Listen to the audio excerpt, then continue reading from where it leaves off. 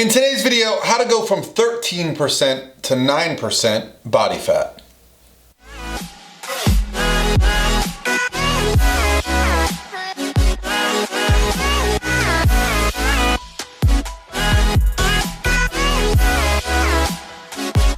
All by myself.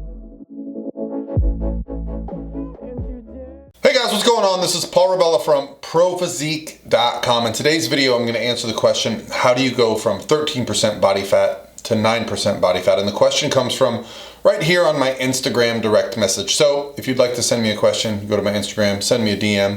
I'll screenshot it. I'll put it here on the screen. We'll talk about it. Let me read it so you know where we're coming from. It says, I've never been able to cut lower than 13% body fat.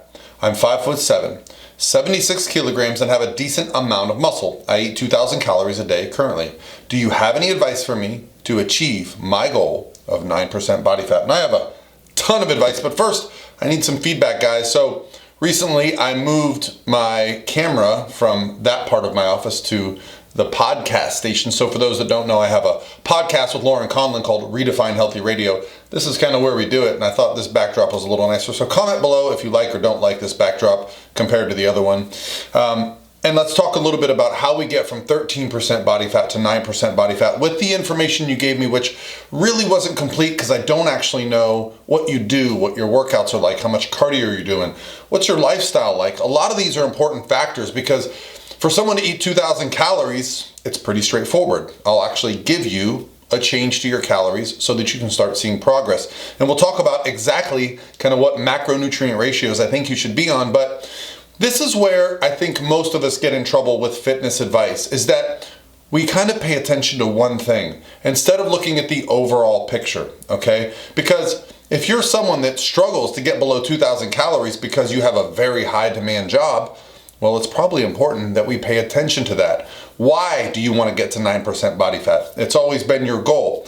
I'll be honest, that's a rather arbitrary number because 9% body fat can look very different based on how you measure it. So as a coach, what I would want to do is get a picture of what 9% body fat looks like to you, because 13% to 9% can be pretty drastic, because once you start getting below 12, 11, 10% body fat, that's when you start to see some of the dynamic changes in body fat around stubborn areas like the core. Maybe you want to see abs. If that's the fact, well, how you measure body fat is going to have a lot to say about what your body fat actually is. So sometimes it can be better to have a goal that is a bit more tangible, like I want to see a six-pack, I want to get rid of my lower back fat, I have a photo shoot. So you have to have a why, you have to have a reason, because if you just have these arbitrary numbers, well, on certain days you might just say, well, I'm feeling a little bit leaner today. I bet I'm 10%. Well, what we need to actually do is set up this kind of approach to make sure.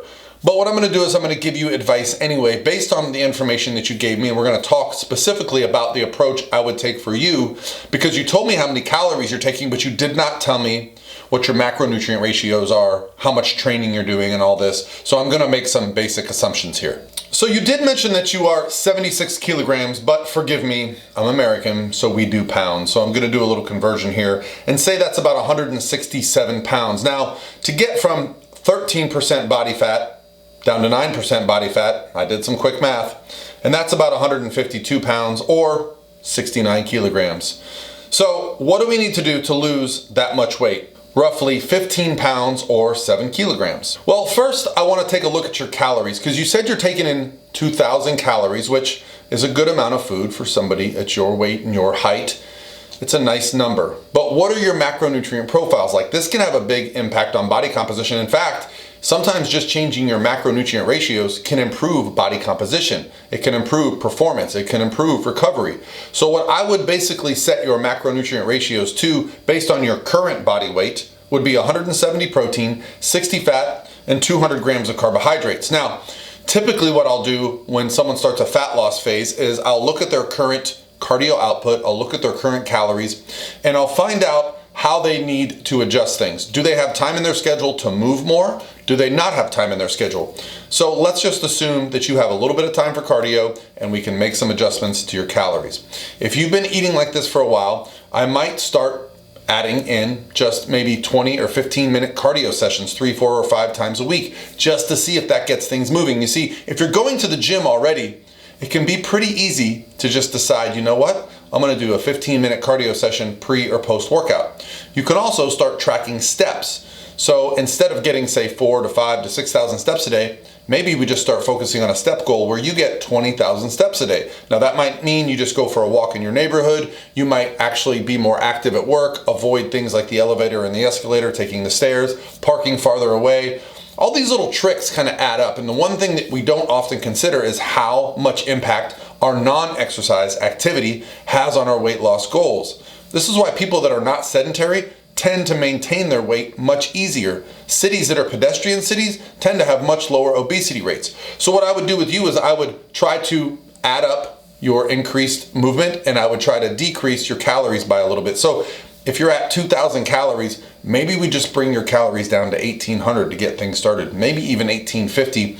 And based on where you're at, I would just do that with carbohydrates. I would just drop your carbohydrates by, I don't know, 100, 150 calories, and that might kickstart fat loss. And you can also find out if that works for you. If you need a refeed day every week, every couple days, it might be valuable for glycogen storage based on your performance. But again, I don't know where your training is at. So this is where I would start. Going from 13% to 9% body fat, it's usually where we get into some difficult times. Why? Well, because this is where our body fat set point as men tends to reside. I have no struggle maintaining 12% body fat. I literally don't have to do much to maintain that. But as soon as I get below 10%, that's when the body starts fighting back. That's when hunger ticks in. That's when your mood might change, performance might drop, sleep might be kind of impeded. And this is when we typically just start eating more, start changing our habits to put body fat back on. That's our body's homeostasis, is going back up. So you need a reason, you need a why. It's not usually very sustainable to just say you want to get there. You have to give yourself a tangible goal. This is why I love competitions, photo shoots. Heck, even just a vacation can really help you kind of focus for this goal. Hopefully this helps you, and anyone else that has a question out there, please send them to my Instagram. Let me know below if you like the backdrop. And I'll talk to you guys tomorrow, which is Thanksgiving, so maybe not. I'll probably wait till Friday or Saturday. I'll talk to you soon.